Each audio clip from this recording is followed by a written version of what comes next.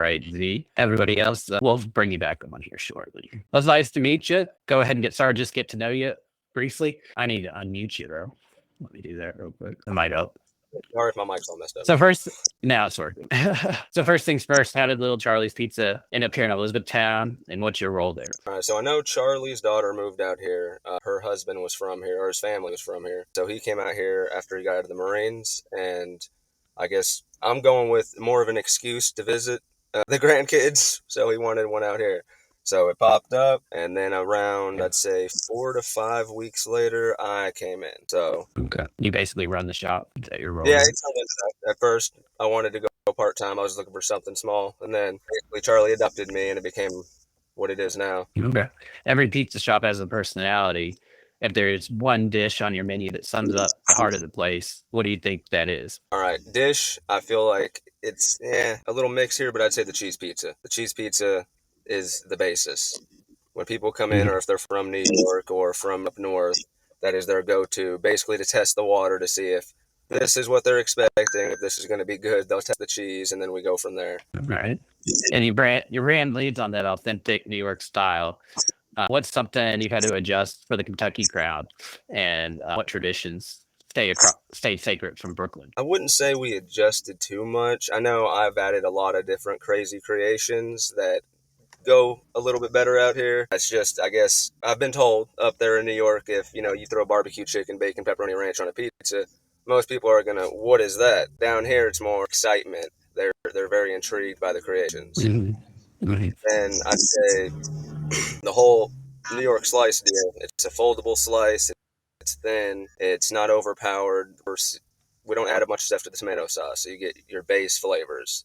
There's not too much of anything, so you get to taste everything. And again, big foldable slice. So it brings that culture and that style here. Even in the trenches, with crust, oven, and late night rushes, what's one thing you see other pizza places that you refuse to repeat? So I'm really against critiquing other businesses heavily. I don't get into all that.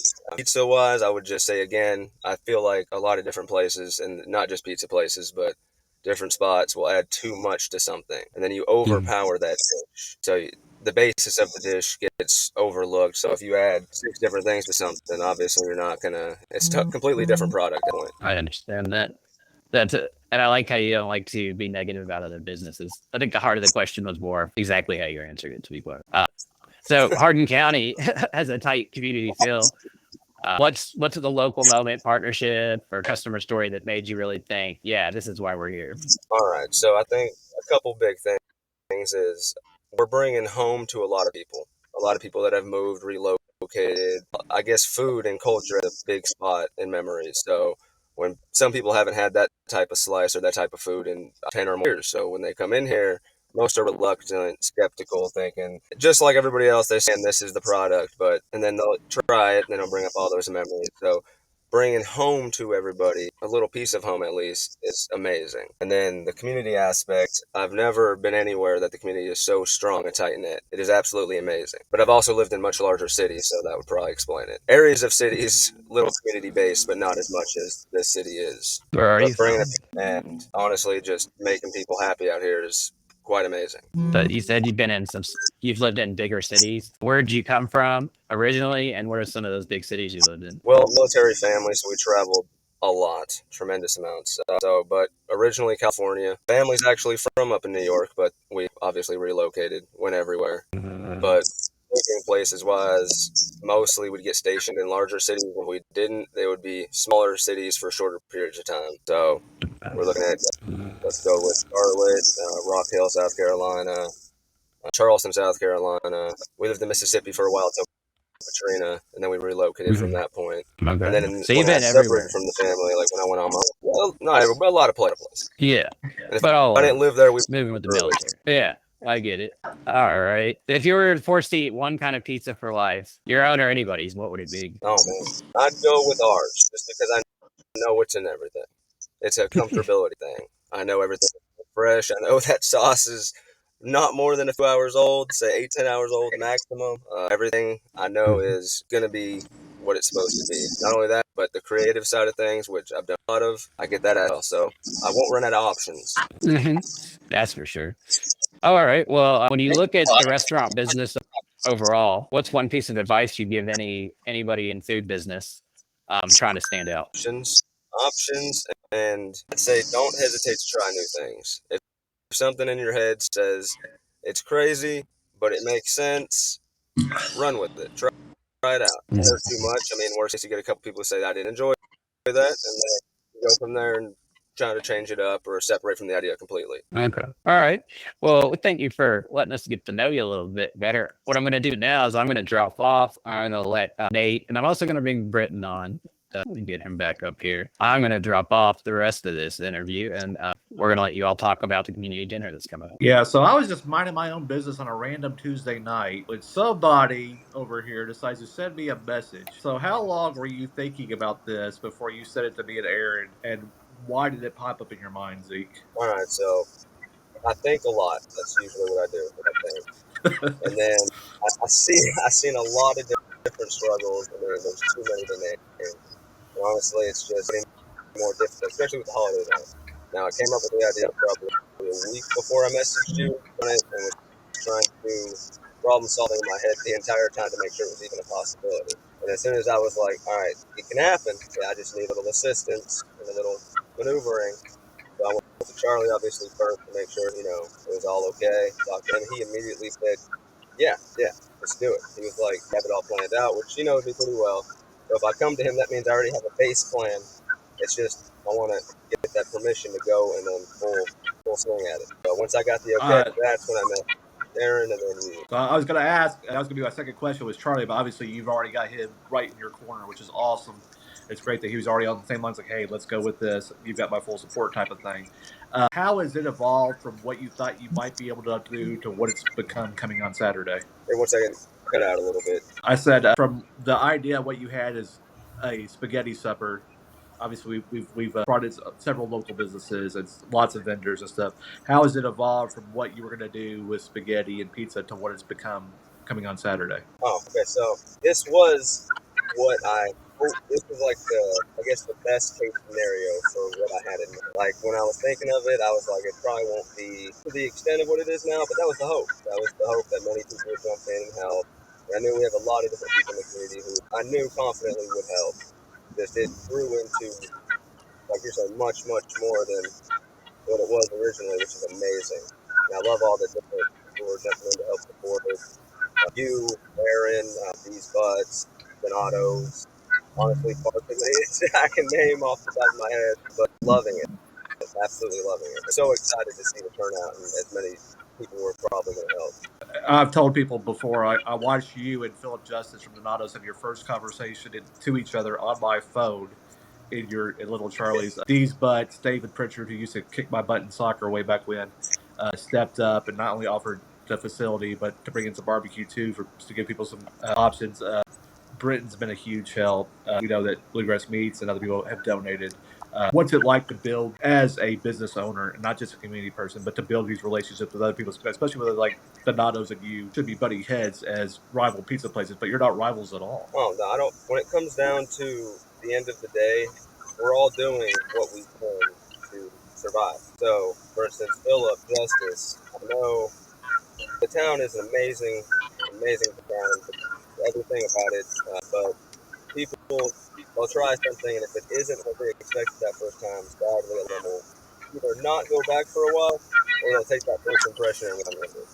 So, whereas maybe the perspective could be bumps because he also sells pizza, I don't look at it that way. He's just operating a business, and he has his heart in it and doing the best he can. So, full support, and that's with anyone doing anything out here or anything anywhere in general. If you're putting your heart into it and trying and doing what you can, then I fully support it. In any way I could help, I try. I'm about to hand this one over to Britton since he's the food guy, and I've always said I'm not getting in that kitchen at all.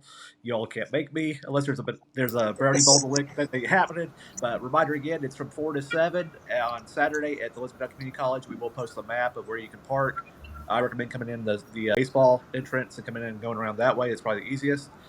We want the QR code and links. But Britton, as our food guy, I turn it over to you. Awesome. Well, Z, I got involved in this because I got involved in this because I saw a click link, and I wanted to be able to be involved, and so it's been awesome on my side of things in my involvement to watch how quickly this has come together, how much work Z's done, Aaron Cundiff, Nate, what you've done, it's. I think it's a testament to the community, and it goes back to what Z was talking about how tight knit we are and how close we are together. Z, what has been the most pleasant surprise, or the thing that you were that happened that you're like, wow, that's awesome, and it kind of shocked you or surprised you in this process? I think the biggest shock would be how quick everything came together, in which thankfully I'm blessed with knowing people like you, Nathaniel, Aaron. So I feel like just heavy powers in this that all have their skill set, and with those combined, it immediately just exploded with support. So that surprised me. I knew we would get a lot of support, but the explosion and the time it took was just, it amazed me. One other thing that I'll throw out there, or ask to go along with that, is if there are people that are out there that want to be involved. I know we've got a lot of people coming for Saturday. We got people cooking. We got people in all kinds of roles. But are there any needs that we need met for Saturdays that haven't been met yet, or any is there something that we're looking for that we need that we can put out right now that we need to be able to get that done? I'd say on that side of things, I know we're looking at different hygiene products, but at the end of the day, I'm pretty sure that's all can be handled. Mostly, we're just looking for support. We want as much support as humanly possible. Even if you're not coming there to eat, just come by and show your support. Just come in there, talk, network, and then if you happen to have resources or know of resources, help spread that around, help people understand where they can go and what they can do to get help, and what all helps out here. Because there's a lot of things that on that side of things of getting help, people overlook, which I found out a lot from Aaron, who sent me a lot of different things, and I was looking through them. I was very surprised. I had no idea they existed. Well, one thing for everybody that's watching today that I would encourage you to do, I know all of us have the event, the actual Facebook event is posted on our pages. It's all over the place. If you could, please like that, comment it, say if you're going or if you're interested, and help us get that out to other people in the community to be able to get that information out and get those things there. Because that's the power as business owners, as people in the community. Like, comment, share, push that out. Even if you can't go, still like, comment, and share, because there's somebody in your network that's going to that will greatly benefit from being there. And then if you're somebody that I like to say is a mover and shaker and gets things going, show up on Saturday afternoon. See if there's some way you can pitch in and help. But if anything, just be there to encourage and to help and support and take advantage of. This group of people is fantastic. And I mean, it's somebody that everybody if you're doing something, you need to know these guys. And I think that's a very powerful tool to be able to use. And then on top of that, we're going to be making such an impact in the community this time around. And I'm excited. I don't want to spoil anything, but there's more to come. I know that's also here. That's great. Thank you for that, Britton. And if you're looking for that RSVP page on Facebook, I did link it on the Hardin Local Linktree page, which you can find at hardinlocal.com. It'll be very close to the top link. It'll say the November 11th podcast links, and it's there. So you can click through to that Facebook event and at least RSVP interested, and then share it, even if you're not sure if you're going to make it, like Britton said. Well, thank you, Zeke, for joining us, and we'll let you get back to your day. Hey, I have one quick question for Zeke. Okay. One quick question for Zeke. Just one quick question. Settle a debate. Is pineapple supposed to be on pizza? It's a preference thing. I know a lot of people like crazy things on pizza.